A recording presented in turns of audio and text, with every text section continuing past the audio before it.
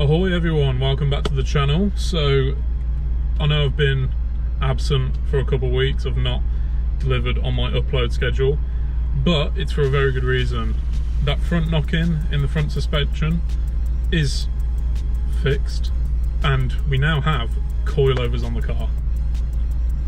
Unreal. BC Racing coilovers on the car, and yeah, it's driving really well. So I want to go somewhere quiet, maybe like British Motor Museum or something like that, do a bit of filming in the car park kind of style, show you around the car, and then we'll go for a drive and we'll talk about my driving impressions, what I think of the coilovers, what I think of how the car handles now, and was it good value, am I happy with my purchase, as well as possibly what's next for the car. So if that sounds like any interest to you, then stay tuned. We're going to go get fuel now, fill up, and then head over to the next filming location. So yeah, excited to show you the stance. It looks wicked. So those on my Instagram, if you don't follow me on Instagram, give me a follow and you'll see updates like this a little bit quicker.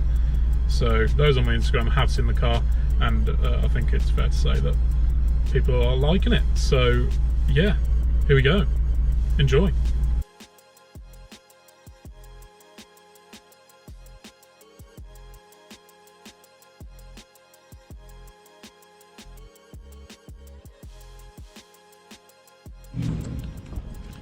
So there we have it then, boys and girls. That's the new stance of the car. I think it looks absolutely wicked. Definitely something to do if you've got a 911. Think about getting it sorted, because I think it brings it in line with the modern ones, to be honest. Because you see the rear arches get filled, and it kind of looks more like a modern Porsche. Because the new ones, they're really good with how they sit from factory, I think, and this one is just perfect. So shout out to Mike at Zuffenhaus for sorting the setup. It's very good. I asked for this car to be as road biased as possible, which I'll talk more about in the driving section, but essentially this is what I wanted to achieve. I wanted to achieve this look of pushing the rear wheels out and the fronts and just giving it a more purposeful stance. So yeah, it's very good, very happy with it. So it's on BC Racing coilovers, the BR series, and I think you might be able to have a look at them if I get close. I'm not sure if you can see them in there, but they're making it sit very nicely now. And I've got 15mm spacers at the back and 7mm spacers at the front. So yeah, it's it looks really good though. I'm really happy with it. So looks wise, it gets a 10 out of 10 from me, and I think it's worth spending a bit of money on getting your car looking exactly how you want it. So yeah, very happy with it. I mean, just look at that. Don't mind my bubbly arches, getting them sorted, but that looks so good. Now it's been set up so I have about 10mm of play, whether I want to raise the car up 10mm. I could lower it a little bit more as well, so without changing all the geometry. So I do have that flexibility there, but I doubt I'll use it for a while. Maybe a road trip, or if I move somewhere that has particularly bad speed bumps or something. But for now, very happy. So I'm going to take some more photos and then we're going to move on to the driving part. Okay, so the eagle-eyed of you may have noticed a change of clothes. It is in fact a new day. My card on my audio recorder decided that it was full and it didn't want to record anymore. So one of the comments that I've had on previous videos have been about they can't hear me in the car when I just record with the GoPro mic. So I thought, you know what, let's just leave it until I've got space on the card, and now I've got space on the card. So happy days. Anyway, onto the driving side of things with the coilovers. Yeah, I mean, you saw in the last clip, it really looks cool. We're going to go to Cafe in a Machine now because there's a good range of different roads that I can sort of put together my thoughts on around the coilovers. Initially, just leaving where I live in Solihull to get on the motorway. It's around these roads where you don't really tell a difference for the most part, to be honest, because I have asked for a very road biased setup. When you do drive around normal roads, it kind of just feels like a halfway house between the really harsh version of Sport in the previous setup and the really not so harsh version of the normal setup. And that's kind of what I wanted. Every now and then you'll hit a bump or a drain or something like that that will send a shockwave through your spine, as it does ride firmer than before, and there is less sort of forgiveness in the suspension. So if you do hit a bit of a bump, it can be a bit of a clanger and sound pretty horrible. At motorway speeds, it's, to be honest, again, similar sort of story. I think if you got in this and then got in a standard 997, you probably wouldn't notice much difference. However, one thing I do want to note is that when you're on the M40 in particular, that's my experience, there's two bumps. You might know it if you frequent that motorway where you're going southbound and it kind of bumps and then bumps again, or dips, sorry. And those dips, this now scrapes on. So at speed, you have just got to be careful and mindful of, if you do hit some big undulations like that, you might scrape. Now, I also mentioned in the last clip that I'd fixed the knock in the front, but I wasn't too confident in saying it. Now,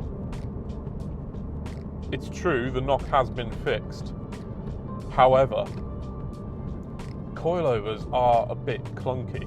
Now, I've heard that could be because I've got solid mounted coilovers. Then they've not got rubber top mounts, they're just solid. So it could be something to do with that. I might invest in some rubber top mounts at one point. To be honest, I think there is still something in the front that either needs some better setup or maybe even replacing, because there still is some clunkiness there that I feel like shouldn't be there, coilovers or not. You know, when you just get a feeling that noise is just not right. But I will say, it's driving much better. The steering is more calmed down now. Before, it was a little bit chattery at speed. So, yeah, overall, at this kind of driving, it's absolutely lovely. It is slightly compromised because you do get that extra bit of harshness, and that low ride height does mean that you get less forgiveness for coming over bumps and undulations. But do you know what? For the trade-off of the looks and the performance on some twisty roads, which we'll get to in a minute. So let's power on down to Cafe in a Machine because it's early morning, I need a coffee. I've not long woke up, and we're doing the NEC Classic Motor Show today as well, so it's a pretty long day. So let's get on down and I'll join you when we're on the nicer roads on the way to Cafe in a Machine. Hopefully they're a bit clear. I'm going to stretch the legs a bit and show you what I'm on about with these coilovers. Okay, so off the motorway, on some nicer roads. Of course there's traffic. There's always traffic. One other thing that I wanted to mention from the motorway was, my girlfriend pointed it out, it is louder as well, the road noise. Kind of to be expected because you're closer to the road. There's less dampening going on. That was a big bump. See, that's what I mean. Sometimes you hit some bumps and it's, you know about it. And so the noise is a little bit more, and it's not a quiet car anyway, to be honest, the 911 when you're on the road, because the tyres are so big. It does like to make a bit of noise at speed. Anyway, this is where the handling characteristics come into play for these coilovers, because normal around town, like I say, it's set up nicely. It's a little bit harsher than usual, but that's about it.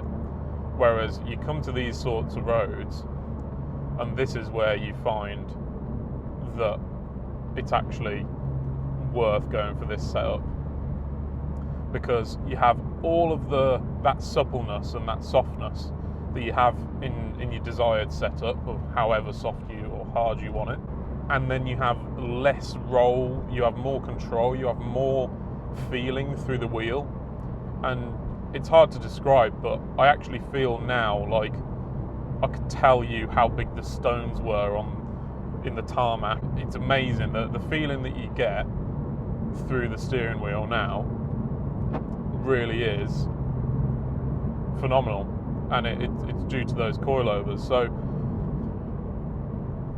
the roll, I've still got a little bit of roll in my setup because I've gone for a softer setup. You can obviously get some anti-roll bars and stuff like that to stiffen it up even further if you're going for like a bit more of a track spec. I doubt I will, but on the twisties it's just perfect now for me, really.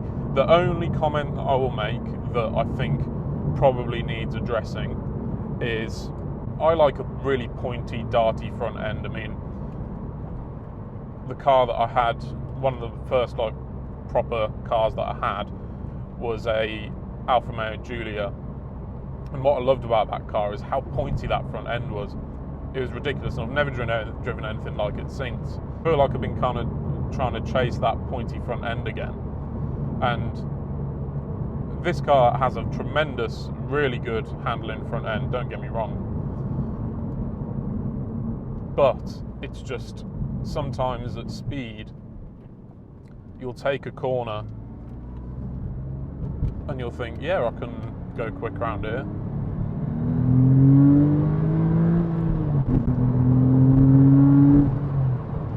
And then it'll start kind of like bouncing around a little bit at speed.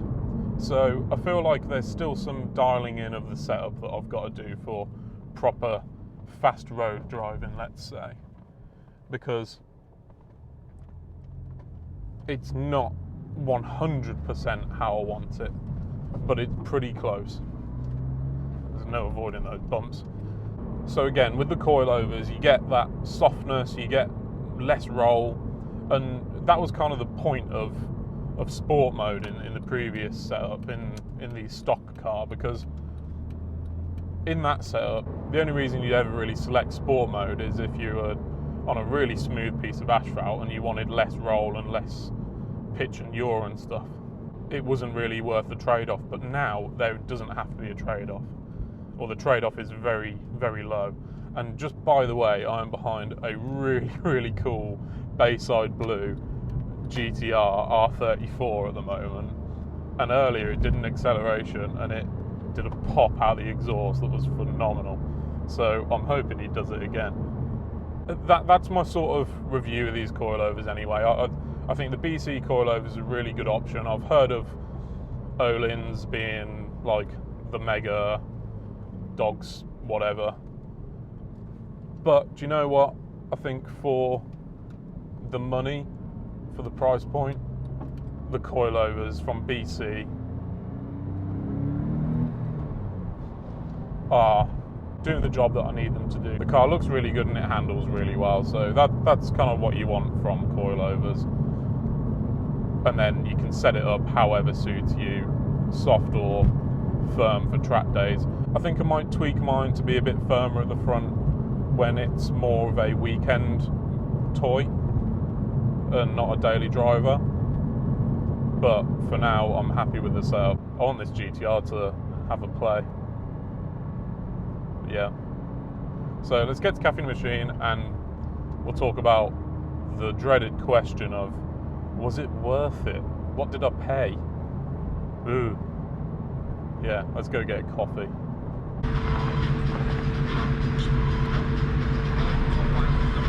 So the big question then, was it all worth it? So the cost in total for the whole setup was about £2,500, which is a lot to spend on your car, but the front shocks needed doing anyway, so I see every time as something breaks as an opportunity to upgrade it, and this was an opportunity to upgrade, so I think it's worth spending the money. If I was going to swap like for like, I've been told that it probably would have been about £1,000 cheaper, just to go back to the standard suspension effectively.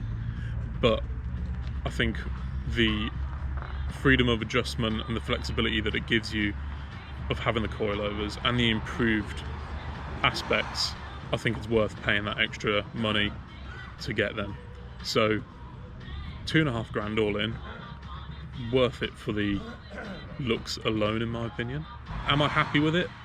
Yeah, I am. I still have some fettling to do with the setup and dialing it in to make sure it's as I want it to be, but I think for now I'm happy with it for the winter. Let's see how it goes, live with it for a bit, and then tweak it as time goes on, and hopefully I'll end up with the perfect setup. Let me know what you think of the coilovers down below, and whether you think that you might do them to your car. I strongly suggest BC Racing, they're really, really good. And yeah, that's my biggest update on the 911 yet, and it's really, really nice to see your vision coming to life basically, because I've had this vision of what I want the car to be in my head before I got it for ages, and it's nice. This is the biggest leap in that direction, so it's nice to see it coming together. So plans for the 997 going forward are basically just to keep it on the road and effectively just enjoy it. I might get things like an aero kit front bumper, or I might start sorting the paint a little bit, but until I decide to do those, I think at the moment it's just enjoy the car. So no immediate plans as of yet. There's plenty of things that I want to do to it, but it all costs money and time, and I need to go on holiday instead, I think, next year, so that's the plan anyway. Thanks very much for watching the video. Drop a like, give it a comment, subscribe if you can, and then follow my Insta as well. But yeah, thank you very much. See you in the next one.